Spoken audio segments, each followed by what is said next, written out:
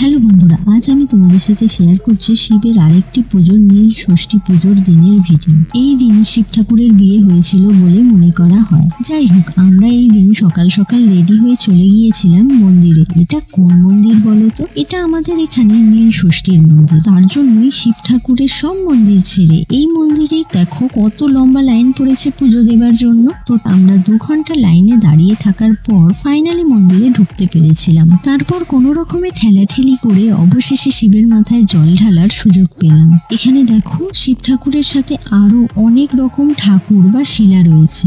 এই বড় শিলাটা হলো ষষ্ঠী শিলা, এটাই পুজো করা হয় এই দিন। তো যাই হোক, পুষ্পাঞ্জলি দিয়ে ভালো করে ঠাকুরকে নমস্কার করে নিয়েছিলাম। তারপর বাইরে বেরিয়ে ধূপ মোমবাতি দেখিয়ে নিয়েছিলাম। তারপর আমরা পুজোর প্রসাদের কিছু ফল নিয়ে বাড়ি চলে এসেছিলাম।